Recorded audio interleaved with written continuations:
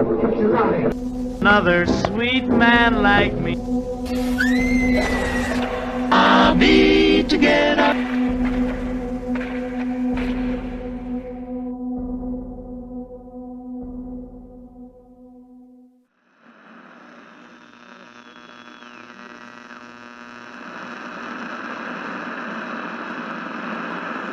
Can't have me. Nope.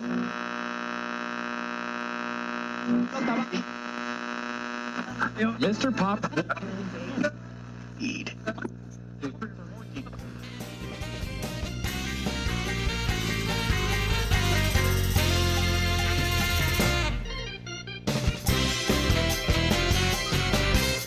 Welcome, children of the night, to the witching hour, with your host, the amazing, the dastardly, the devilishly handsome Winston Witch Dr. Dawson. That's me, ladies and gentlemen. How are you all doing tonight? I hope you're all well out there, all staying safe and clear of black cats on this lovely full moon. But then, I suppose it is the spookiest night of the year. Tonight, of course, is Halloween night, which makes this episode our 1983 Halloween special. That means we have extra surprises waiting tonight.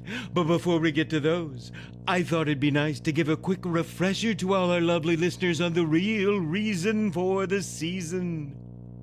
Now, they say the tradition of Halloween first started in America in the 19th century when the Irish and Scots decided to immigrate to the good old USA, and they brought a couple of their favorite things along with them, like Freckles, the Celtics for all you basketball fans out there, and Samhain, eventually renamed a few times by the Pope, which was the one night of the year where they would disguise themselves as ghosts, ghouls, and goblins to scare away the angry spirits of the dead. Ooh. Now we all know Halloween is about the frightening and unusual. But there are a bizarre number of superstitions that have sprouted up over the years about the holiday, and I thought it would be fun to go over some, because there are a number of things the average Joe or Brenda needs to look out for on this spookiest of all nights. Did you know that on Halloween, it's inadvisable to speak during supper time? Apparently, if you do, you'll be inviting unclean spirits to dine with you and your loved ones. So steer clear of small talk unless you want even more unclean guests at your dinner table. Here's another good one.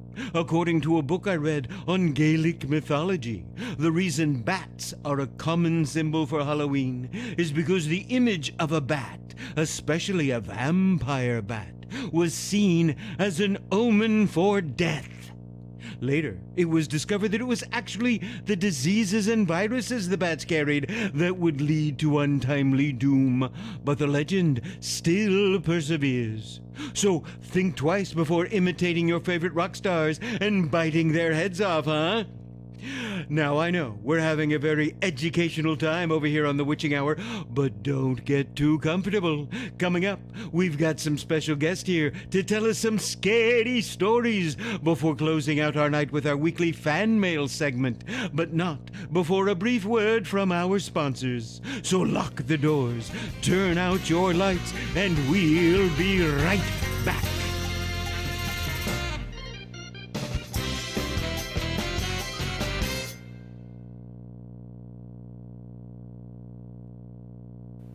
For many small businesses, telephone communication is still a kind of groping in the dark. Hello? Hello? Who's this? Who's this? But now you can overcome all that with the Merlin system from AT&T. It's incredibly easy to use. So if your business isn't running as smoothly as you'd like, say hello to the Merlin system and put an end to Hello? Hello? AT&T, the right choice.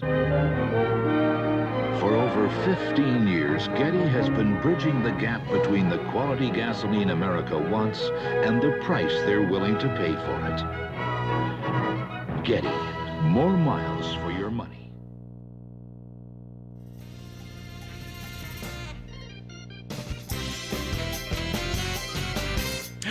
Witches and warlocks, welcome back to our very special Halloween episode of The Witching Hour.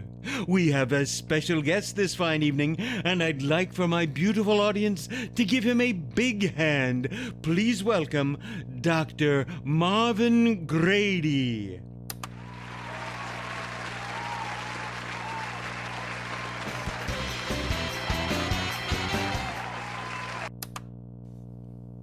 This is a lovely setup you have here, Winston. Why, thank you, Doc. And from the bottom of my heart, thank you so much for joining us this evening. Of course. Thank you for having me. Would you care to give our listeners a bit of background as to who you are and what you do? Well, sure. My name is Marvin Grady. I've been a doctor of neurochemical biology, though for the past few years I've been funding and performing research into the paranormal and the supernatural. A fascinating change of career. Well, it was unexpected for sure.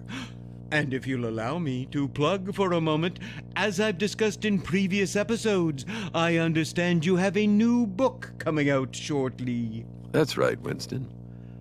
My book, Creatures of the Dark, hit shelves just this month, October 13th, 1983.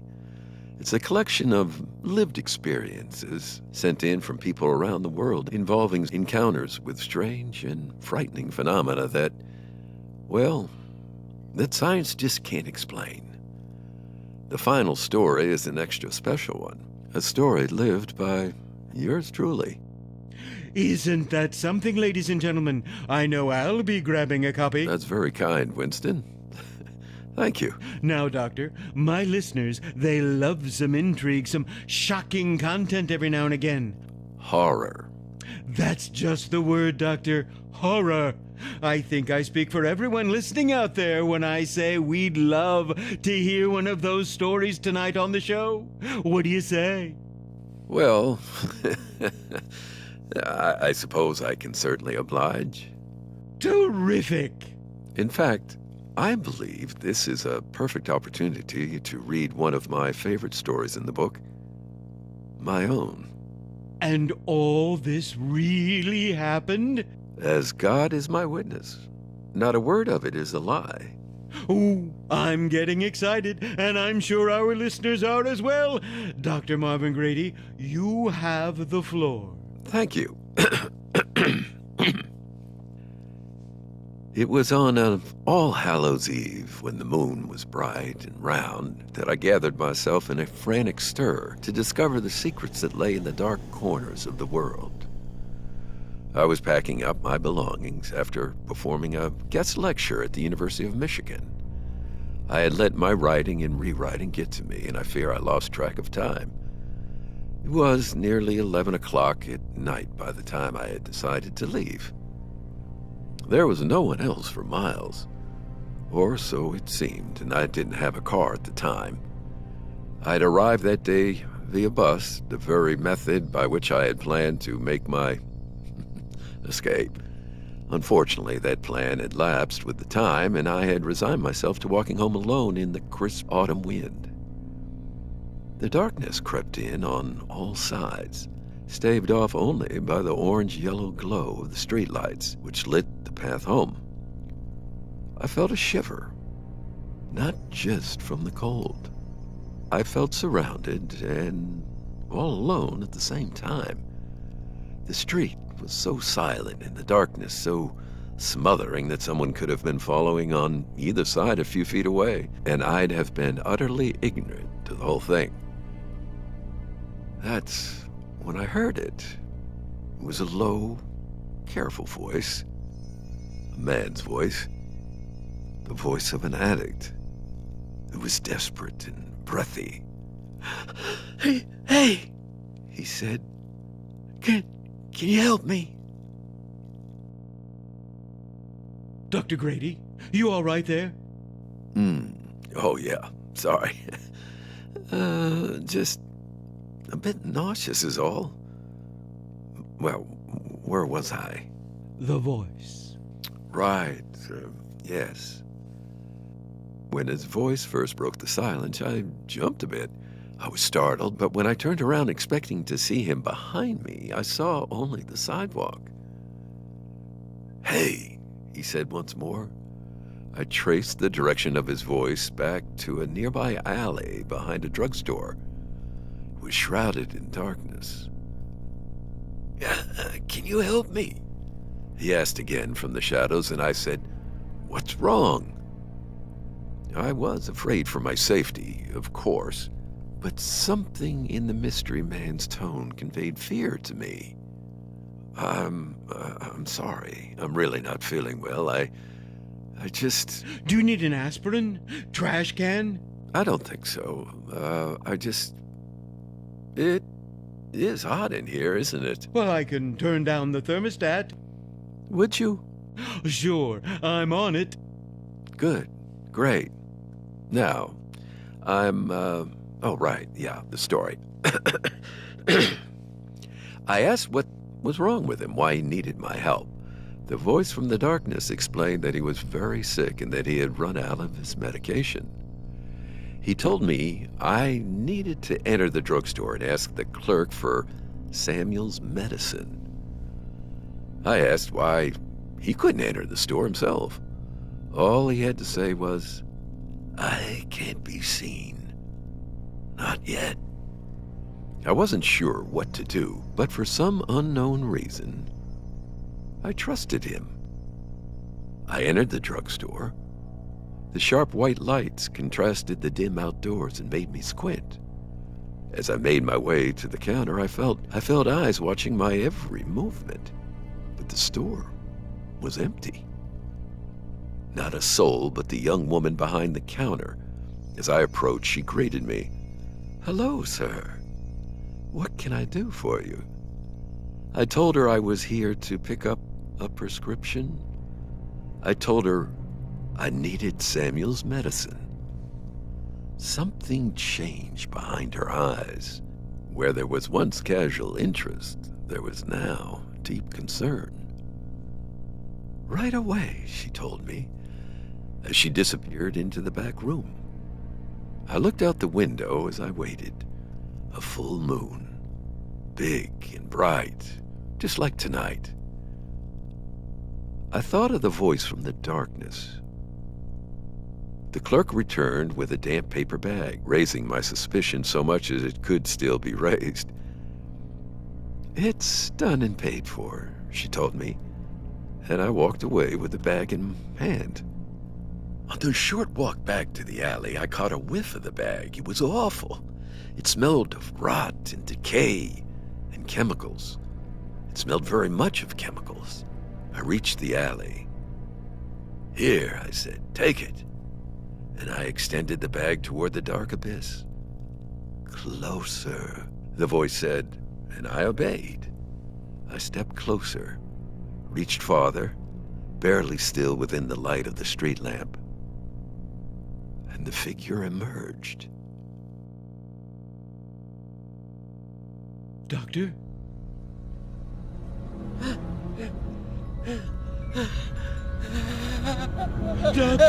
Doctor, are you feeling okay?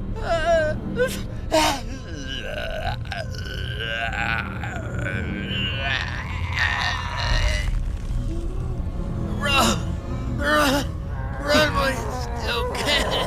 My God, what's happening to you?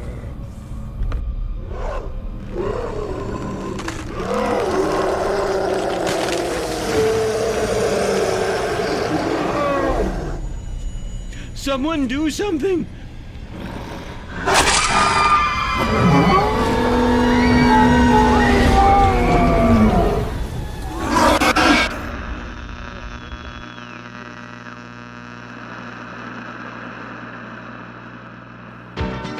It started in the nightclubs of London and the bars in Birmingham. Then it came to America. No one knew what to call it, so they called it a phenomenon. I know you miss me. Culture Club. They'll be at Madison Square Garden. Then they're going to war. Presented by Ron Delsner. Prudential Bache is a firm that searches for the sound of opportunity. There is no better way to help make money for our clients. Hear it? Today, everyone's noticing how well rehearsed we are in the art of making money.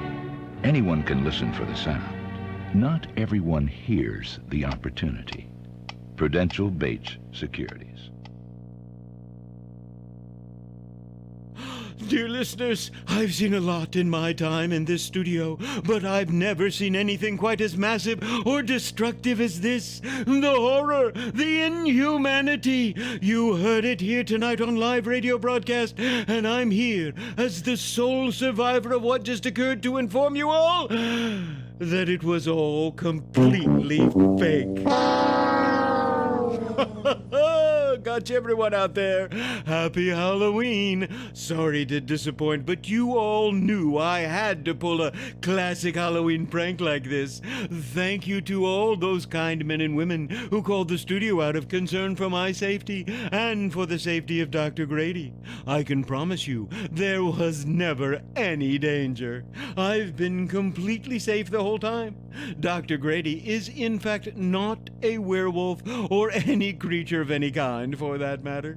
This whole thing was a little treat he and I put together for this special episode, and oh boy, do we hope you enjoyed it. Unfortunately, Dr. Grady couldn't stay. He's currently on his way home, but I have the perfect thing to finish this episode out with. Before we close out our spookiest of all shows tonight, I'd like to read a piece of fan mail or two, just like we always do, so join me at the mail corner.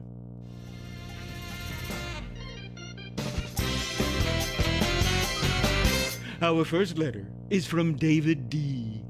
Hey David, thanks for listening to the show. David writes, "Hi, Witch Doctor. My girlfriend and I love listening to your show. Thanks for putting such creative spooks out into the world." Well, you're very welcome, David. I'm glad you and your girlfriend enjoy. This next one is from Gus M. Gus writes, "Hello, Winston. Eagerly awaiting the big Halloween special. I just went out and bought a copy of Dr. Grady's book in preparation. Well, I hope you're listening right now and having the time of your life." He also writes, "My favorite story in the book is Dr. Grady's personal story where he's stalked by the creature of the swamp." That's not the story he told me. Well, maybe you got the unrevised edition, Gus. Our third piece of mail is from Samuel H., who writes, "Season's greetings, Winston." Right back at you, Samuel. "I've been a fan of the Witching Hour for years, and I hope to one day be on the show." Well, Sam, anything's possible. You never know what might happen. Let's see, what else? Sam writes, "I know you don't read the paper. Here's an interesting snippet from the front page, just for you." Well, that's weird. What? But that doesn't make any... Dear God, Dr. Marvin Grady found dead in the dumpster behind Montague Pharmacy. His remains were found to be at least a month old, but he... Well, it doesn't make any sense. Police suspect escaped convict Samuel Hawkins, who is currently loose and wanted for 12 counts of serial murder. 13 if the doctor is indeed his latest victim. No, this can't be real. Ladies and gentlemen, that'll be all for the Witching Hour tonight. You know, thanks for listening, and...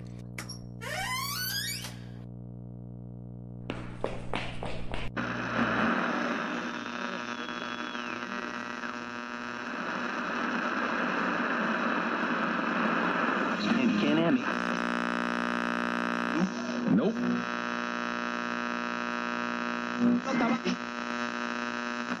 Mr. Pop.